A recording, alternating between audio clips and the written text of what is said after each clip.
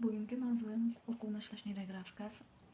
Biz bunga har qanday mavzuni qo'ysak bo'ladi. Kimdir alohida yashashga, kimdir qimmatbaho mashina olishga, kimdir judayam katta pullarni hayotiga kiritishga, kimdir uy sotishga, kimdir даже uyni sotib olishga ham hattoki qo'rquvlari bo'lishi mumkin.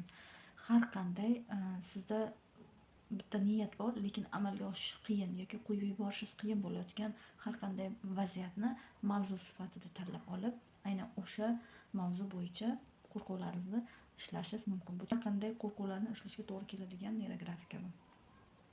Endi mavzuni qo'yib oldik. Endi nima qilamiz? Hozir shu joyda tasavvur qilasiz nima uchun aynan o'sha siz istayotgan hodisa ro'y bermayotganiga yoki o'z hayotingizga siz agar pulni talabgan bo'lsangiz, hayotingizga nima uchun o'sha pul yo'q? Agar o'sha pul bo'lganda nima qilardingiz? Yoki bo'lmasam alohida chiqish deylik. Siz nima uchun alohida chiqishdan qo'rqasiz? Masalan, ba'zi bir mijozlarim bilan ishlagan vaqtimda ular hattoki agar alohida chiqsa, go'yoki turmush o'rtog'i xiyonatidan qo'rqadi. Chunki hozir u ota-onasining kontrolida, ular oldida hech qanday xiyonat qila olmaydi deb o'ylagan qo'rquvlari ham bor. Yoki bo'lmasam, mas'uliyatni, ya'ni alohida chiqib o'sha bitta oilani boshqarish uchun juda katta javobgarlik, mas'uliyat bor. Ana shu narsadan ham qo'rqadigan insonlar bor. Shuning uchun hozir siz o'sha tanlagan o'zingizga mos mavzuni sabablarini keltirib chiqaramiz. Siz o'zingiz his-tuyg'ularingizga e'tibor berasiz, o'z fikrlaringizga e'tibor berasiz. Qayerda sizda mana shu mavzuga tegishli bo'lgan qo'rquv mavjud. Hozir men mavzuga mos qilib yozaman, siz o'zingizning mavzungizga mos qilib yozasiz. Masalan, uy sotish bo'ladigan bo'lsa, nima qo'rquv bo'lishi mumkin? Pulni sarflab yuborish deylik.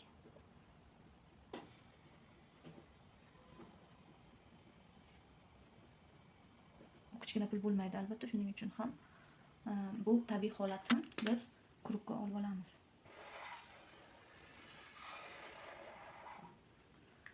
Xo'p.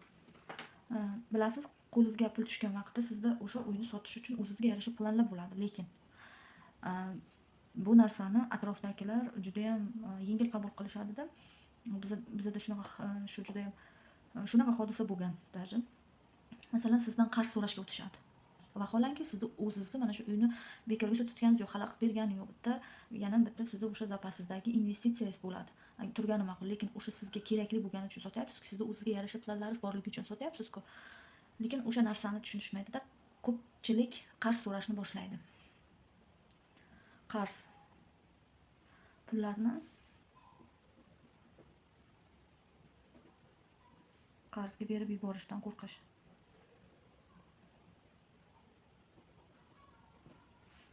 Va buni ham quruqqa olib olamiz. Sizda o'sha quruqingizni katta kichikligi bu sizning his-tuyg'ulardan kelib chiqqan holda paydo bo'ladi. Uydan keyin ikkinchi uyni ham navbat ikkinchi uyga siz o'sha qo'rquvingizni iloji boricha chotka qilib yozing. Tushuntirgan holatda, chunki buni o'sha silliqlayotgan vaqtingizda aynan mana shu tasavvurni, mana shu qo'rquvni, mana shu his-tuyg'uni ishlashingiz kerak bo'ladi. Navbat ikkinchi uyga kelishidan qo'rqish. Uyga kelishidan qo'rqish.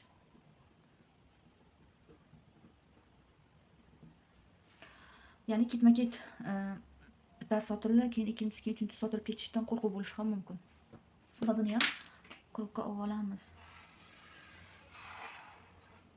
Uyni sotish uchun qanaqadir sizda plan bo'ladigan bo'lsa va albatta o'sha planingiz o'xshab ketadigan bo'lsa, sizda masalan shundan keyin ishlaringiz yurishib ketib, qanaqadir katta barakaga ega bo'lib ketasiz. Ya'ni agar aytadigan bo'lsak, boyib ketish ehtimoli katta bo'lishi mumkin va bundan qo'rquv ham bo'lishi mumkin. Keling, shuni deb yozamiz. Shundan keyin, ya'ni uyni sotilgandan keyin boyib ketish qo'rquvi deylik. Bu ham bitta variant.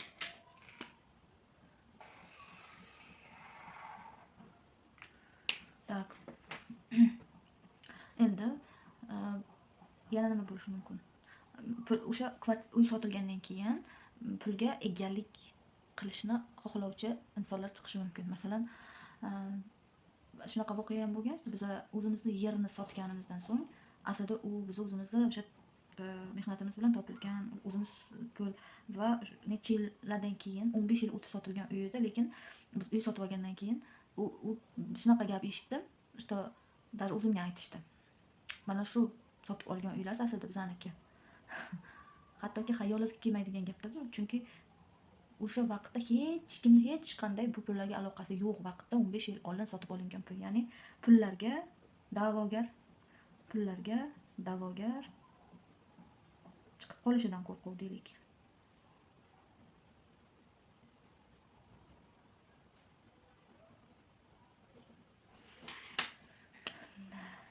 Bunaqasi ham bo'ladi. O'zimni hayot tajribamdan kelib chiqqan holatda. Yana qanaqa qo'rquv? O'zingizga qaraysiz. Juda ham ko'p qo'rquv bo'lishi mumkin. Hozir menga o'sha qo'rquvlarni ro'yxati kelmayapti, lekin baribir harakat qilaman. Чтобы sizga agar krugingizga masalan bo'lib to'la deb o'ylasangiz, yo'q, ust tushishi ham mumkin. Masalan, hozir yana bironta qo'rquvni yozay. Nima bo'lishi mumkin? O'sha uyni sotishda maqsaddagi plan deylik, rejani amalga oshirishdan qo'rquv.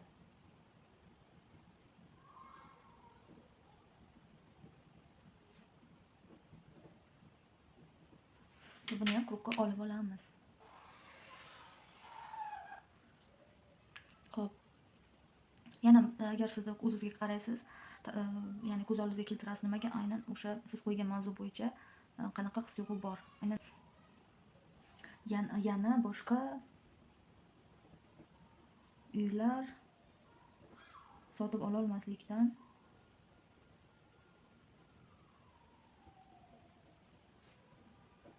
qo'rquv.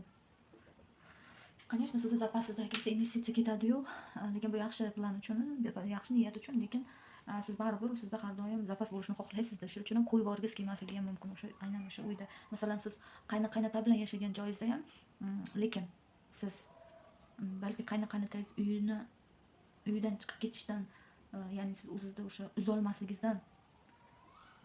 sabab alohida chiqa olmayotgan bo'lishingiz ham mumkin. Yana qo'rquvlaringiz bo'ladigan bo'lsa, mana masalan bu yerga yozasiz, krugga olasiz, bu yerga yozasiz, krugga olasiz. Menda hozircha bu mavzu bo'yicha boshqa hech qanaqa nima deydi, his-tuyg'u yoki qanaqadir o'y fikr kelmaganligi uchun tugataman shu joyda. Siz davom etavering. Mana bu yerga yozishingiz mumkin. Siz qancha ko'p qo'rquvlaringizni chiqarganingiz sari o'shunchalik sizdagi o'sha vaziyatni yengillatib beradi. Endi biz nima qilamiz? Liniyalar chiqarish. Buni okrugleniya qilib bo'lgandan keyin liniyalarni chiqarishni boshlaymiz. Chunki okrugleniya qilish nimaga kerak? Chunki liniyalarning tagiga qolib ketmasligi uchun o'zingizga ham oson bo'ladi. Masalan, siz o'sha bilaman juda ham uzoq jarayon, lekin juda ham siz mazza qilishingiz mumkin jarayonni, lekin ba'zida ko'p burchaklar qolib ketmasligi uchun bitta liniya o'tkazib, ba'zida shunaqa bo'ladi. Ya'ni neyrografikani turiga qarab bitta okrugleniya qilib olaman. Hozir okrugleniya qilib bo'lgandan so'ng liniya o'tkazib olamiz.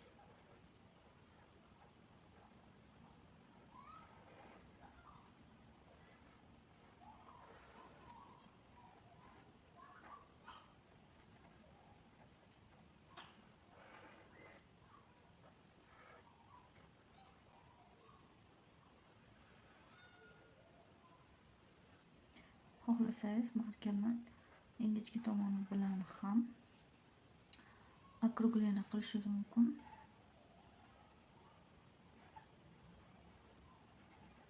Menga hozircha shu ma'qul.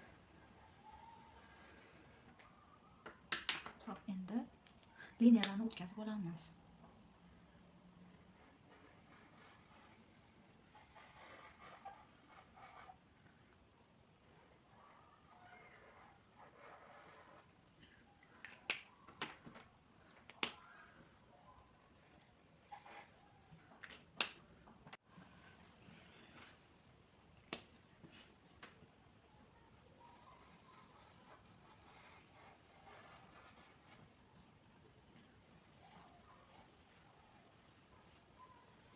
Iloji boricha barcha kruglardan liniyalar krug qolib ketmasligi kerak. Har bittasini ichidan iloji boricha o'tkazish juda ham muhim. Qaraysiz, qaysi joydan qanaqa liniya o'tkazgingiz kelyapti. Mana shularni, ya'ni sizni ko'nglingiz, hissiyotlaringiz tortgan joylardan liniyalarni o'tkazib olaverasiz. Shu yerdan ham o'tkazsam, mana bu joydan ham.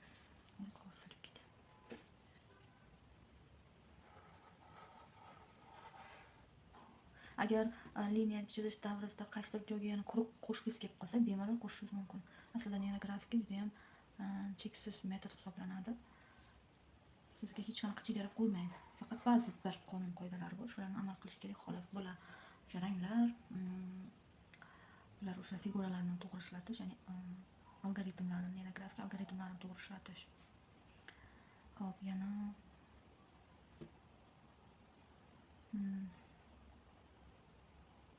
shu joydan liniya o'tkazsam va mana shu joyda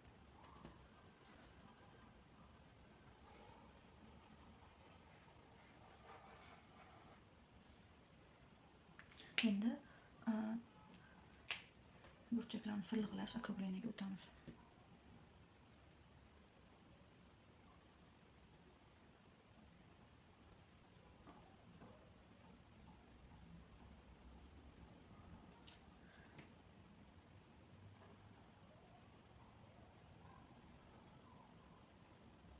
Sizga o'sha chizib bo'lgan liniyalaringizda qanday qilib orientirini olishda oson yo'li bu, o'sha bitta krugga qaraysiz. Bu krug atrofidagi burchaklarni silliqlab olasiz.